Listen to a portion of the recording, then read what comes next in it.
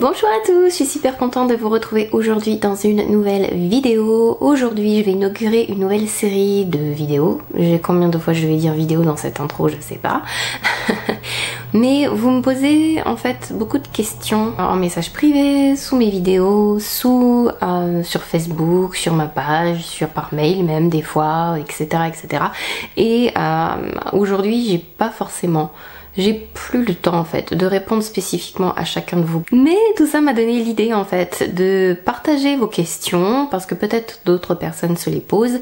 Et du coup cette série de vidéos est née, que je sais pas encore comment je vais appeler exactement au moment où je suis en train de filmer la première, mais bref.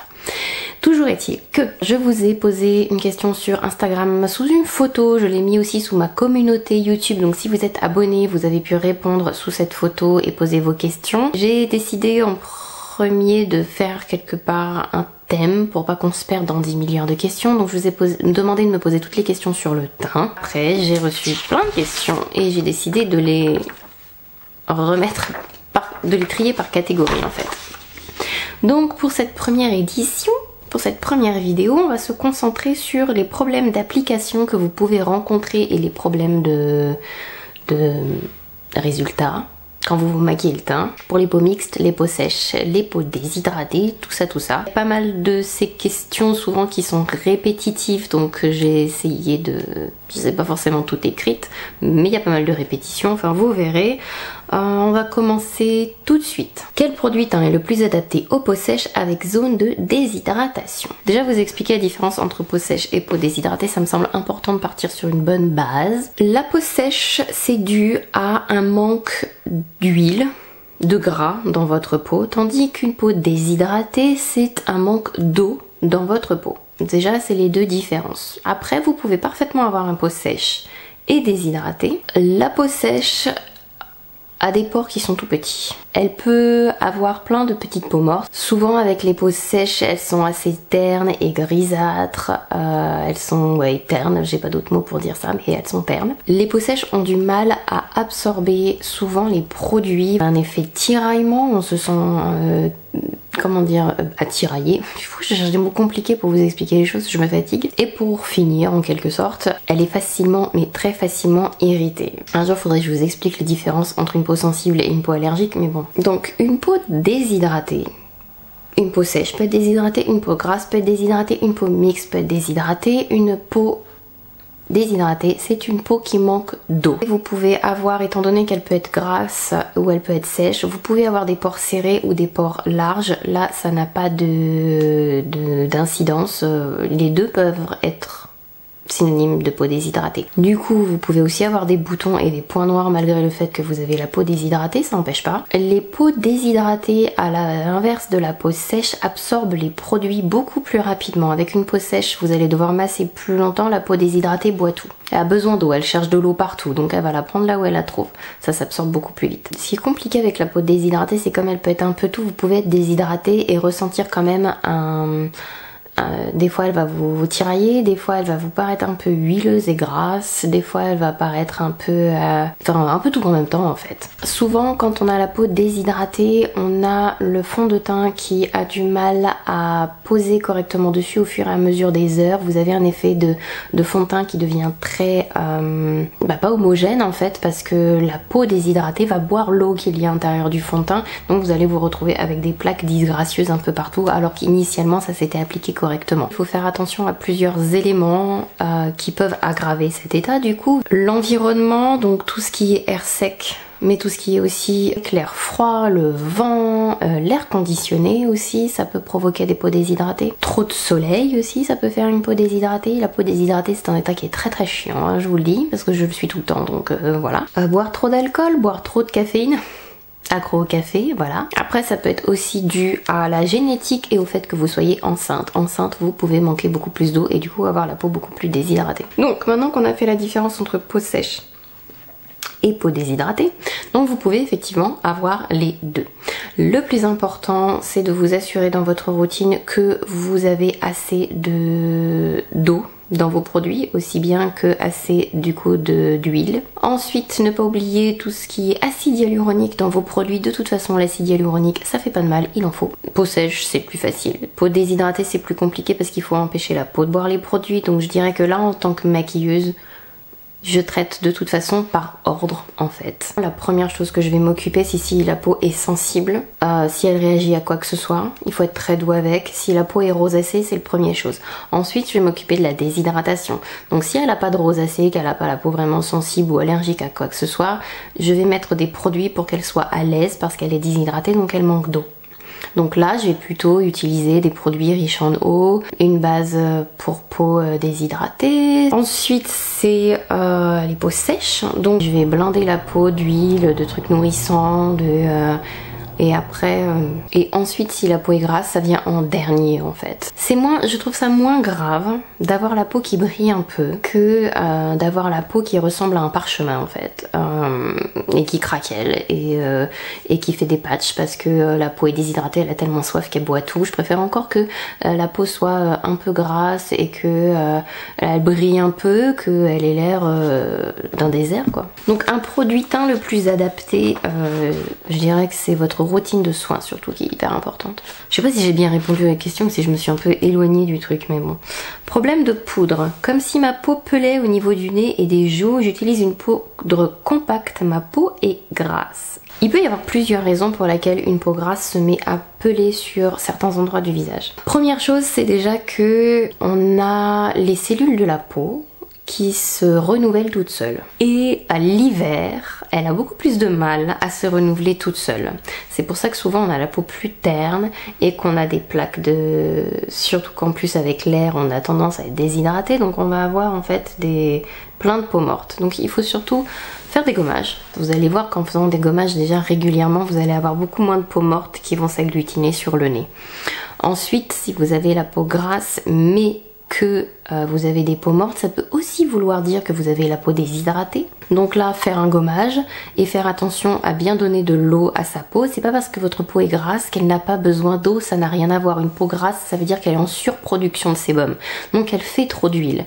La différence avec la peau sèche, c'est que la peau sèche manque d'huile, la peau grasse fait trop d'huile. Donc lui donner de l'eau, c'est très important aussi. La peau grasse a besoin d'eau, donc acide hyaluronique, gommage, et déjà vous avez beaucoup moins de problèmes à ce niveau-là. Donc je pense que si la peau pèle, c'est soit qu'elle est déshydratée, soit qu'elle n'est pas assez gommée et qu'il y a beaucoup trop d'impuretés en fait qui restent collées à la surface de la peau et il va falloir aider à l'enlever. En général, quand je vois une cliente pendant un essai que je vais revoir pour le jour de son mariage, si je constate qu'elle a énormément de petites peaux partout, je lui dis de bien faire des gommages, d'utiliser un sérum à l'acide hyaluronique, et en général quand je la revois plusieurs mois après pour le jour de son mariage, sa peau va beaucoup mieux et j'ai plus de petites peaux comme ça qui restent et qui bloquent le passage. Après, si ça continue à faire ça quand même, si ça marque des zones de sécheresse, c'est que la poudre que vous mettez sur votre nez n'est pas adaptée à l'état qu'elle n'est pas adaptée à l'endroit où vous voulez la mettre en fait. Soit elle n'est pas assez fine, soit effectivement elle est beaucoup trop matifiante pour la zone et du coup ça assèche et ça vous fait une espèce d'espèce craquelé. Avec une peau mixte, même en mettant une crème hydratante matifiante comme base de maquillage, comment faire pour limiter les brillances au niveau de la zone T? Est-ce que la crème hydratante matifiante qui est posée, que vous posez ou que tu poses, je vais tutoyer. Est-ce que la crème hydratante matifiante que tu poses est vraiment nécessaire? Est-ce que vraiment ça brille autant que ça? Il y a une différence entre briller, comment vous dire, la peau naturellement, elle a besoin de se protéger de toute façon. Elle va naturellement produire du sébum, de la sueur, et sur la zone T, c'est l'endroit où on a le plus de glandes sébacées. Mais grosso modo, est-ce que il vaut pas mieux mettre une crème normale, utiliser une base matifiante aux endroits où il y en a vraiment besoin, et utiliser un spray fixateur. Enfin, quand vous vous maquillez, il y a forcément un moment donné dans la journée où vous allez récupérer un petit peu cette brillance. On peut pas rester mat toute la journée, ou alors il y a un problème. c'est que vous allez forcément avoir un effet rebond derrière où elle va produire encore plus d'huile parce que vous l'empêchez de le faire en fait. Elle en a besoin, il faut qu'elle le fasse. Et je pense qu'on commence à produire vraiment trop d'huile quand on ressemble à une poêle à frire. Et que si vous touchez votre visage après avoir mis votre fond de teint, vous avez l'impression d'être une poêle à frire et qu'il y a tout qui se déplace dessus.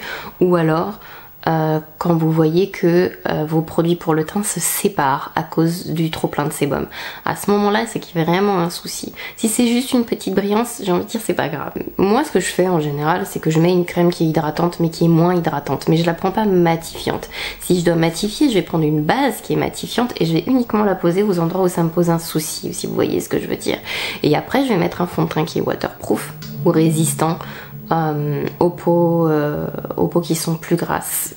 Mais le plus souvent, ce que j'ai constaté, c'est que quand on met une crème qui est matifiante, une base qui est matifiante ou un fond de teint qui est matifiant et après on met de la poudre qui est matifiante et après on spray un spray qui est matifiant, la peau aime pas trop ça. Quand vous prenez votre poudre avec un pouf, c'est idéal si vous avez des pores ou si vous avez la peau grasse. Pas forcément de faire du baking, mais de bien poudrer, de faire attention que vous avez bien mis assez de poudre. Parce que plus le produit est couvrant et hyper épais, et plus vous avez besoin d'avoir à le poudrer en fait. Donc vous enlevez un peu l'excédent, vous écrasez la matière.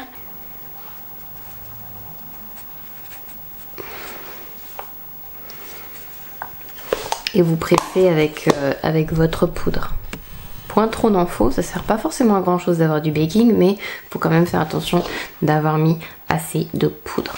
Faites attention aussi à votre fond de teint matifiant. Faites attention d'en mettre suffisamment et de bien en mettre partout en fait. Si vous n'avez pas une application qui est homogène du produit, vous allez avoir à certains endroits l'huile, le sébum de votre peau qui va quand même sortir et briller. Donc faites attention de bien en mettre partout et l'idéal c'est vraiment de faire au fur et à mesure et d'être bien sûr que vous avez bien fait une application homogène et en fine couche mais partout. En poudre matifiante que j'aime bien, il y a la RCMA, il y a la poudre Nabla qui est très très bien. Il y a la poudre Oil Slick de Urban Decay qui est bien aussi. Toutes ces poudres transparentes qui sont faites pour ça. Il faut pas avoir la main trop lourde avec parce que c'est matifiant. Hein. Ça va prendre... Ouh, je suis énervée. Ça va prendre vraiment l'huile. Enfin, ça peut dessécher les peaux qui sont pas réellement... C'est là où vous voyez si vous avez la peau réellement grasse ou pas. Et après, c'est les sprays. Les sprays fixateurs, c'est la vie. Moi j'adore le All Nighter de Urban Decay et les sprays Skin de Nivea qui sont vraiment géniaux. Mais si vous avez la peau grasse, le All Nighter est génial. Tous les autres types de peau et même les peaux grasses, il est waterproof, résistant à plein de choses. C'est le Bridal de Skin de Nivea, il est génial aussi. J'ai un souci avec les poudres libres. À chaque fois c'est comme si ma peau pelait. J'aimerais trouver une poudre imperceptible et matifiante. Alors là, c'est intéressant cette question et je l'ai notée plutôt que de la mettre avec le reste. Parce que ça répond quand même j'ai déjà répondu un petit peu à ça. C'est que si... ça fait ressortir vos peaux mortes comme si votre peau pelait et que c'est une poudre matifiante. Ça veut dire que justement la poudre matifiante est faite pour matifier. Si ça fait ressortir des peaux mortes ou si ça rend pas bien sur votre peau, c'est que votre peau est en train de lutter et elle est en train de vous dire mais pourquoi t'es en train de me faire ça?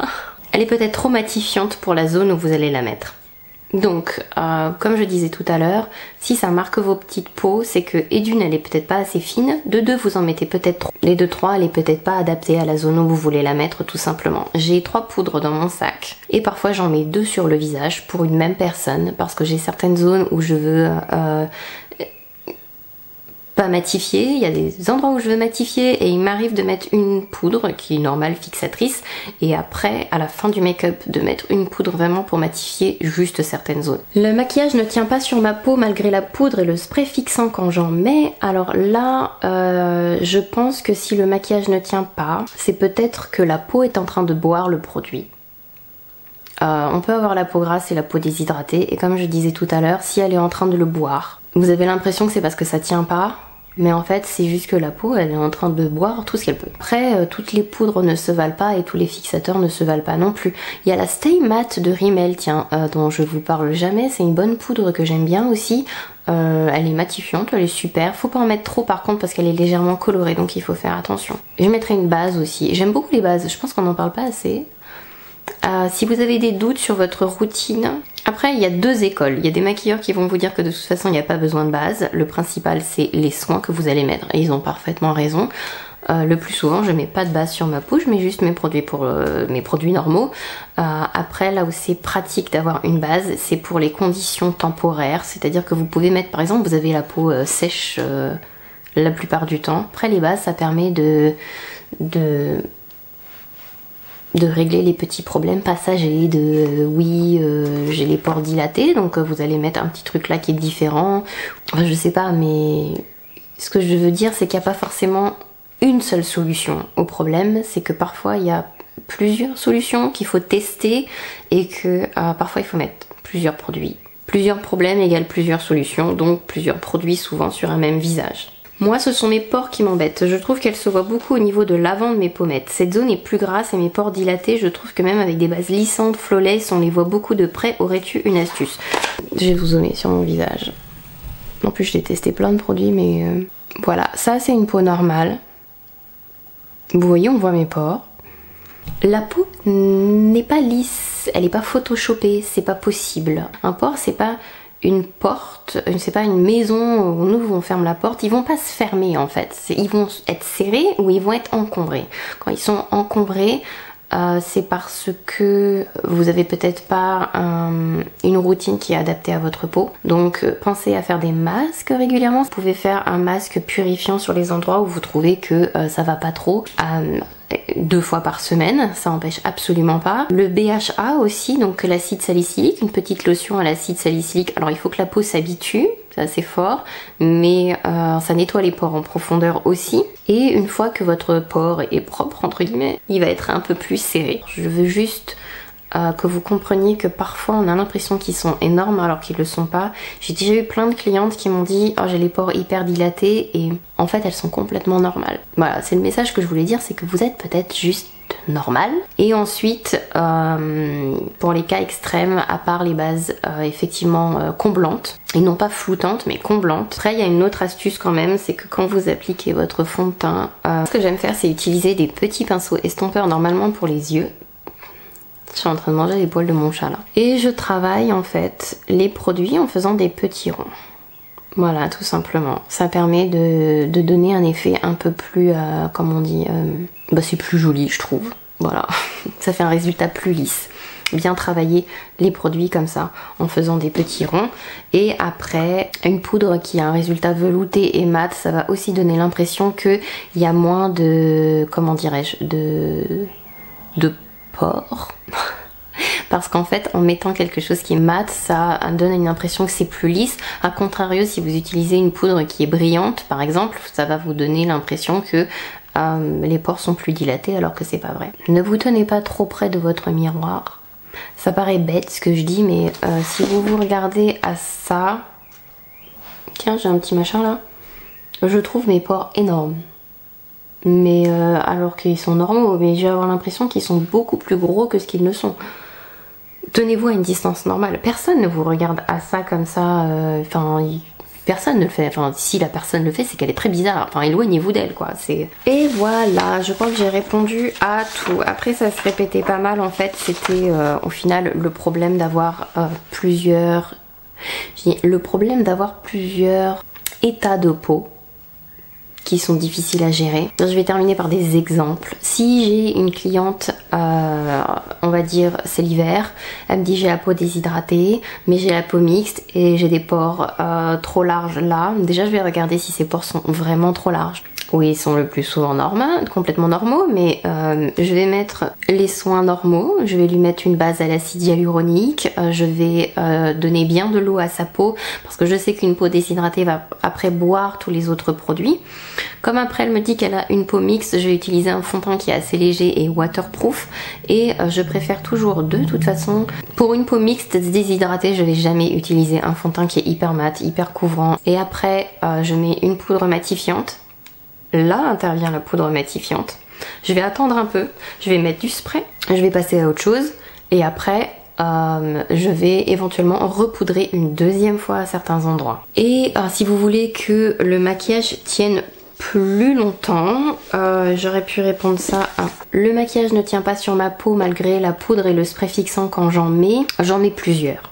En plusieurs fois en fait. Je vais mettre tous les produits poudre. Je remets un coup de spray. Quand c'est sec, donc un petit coup d'éventail, je vérifie que c'est matifié aux endroits où j'en ai envie.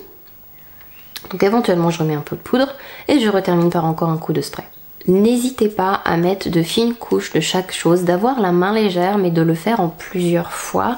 C'est souvent la clé de quelque chose qui va être imperceptible, c'est-à-dire que ça va pas être trop cakey, ça va pas marquer vos peaux sèches et en même temps ça va permettre au maquillage de tenir plus longtemps parce que vous l'aurez. La solution du millefeuille en fait, c'est la meilleure si vous voulez que votre maquillage tienne. La prochaine vidéo de ce type, donc la prochaine vidéo où je réponds à vos questions, ça va porter sur le camouflage et les couleurs. Donc si vous avez d'autres questions sur comment camoufler des boutons, comment camoufler vos cernes, sur la correction avec les couleurs, sur ce genre de choses, n'hésitez pas à les mettre en commentaire. Je les ajouterai éventuellement aux autres questions que j'ai déjà notées. Et maintenant, un dernier petit avertissement avant de vous quitter. Tout ceci, c'est basé sur mon expérience, c'est basé sur moi et mes impressions. On a tous une manière différente de faire. Avec d'autres maquilleurs, on ne traite pas les problèmes de la même façon. Ça ne veut pas dire qu'il y a une façon qui est mauvaise de faire, c'est juste que il y a plein de solutions en fait pour tous les problèmes. Il y a plein de solutions, il faut trouver celle qui vous convient.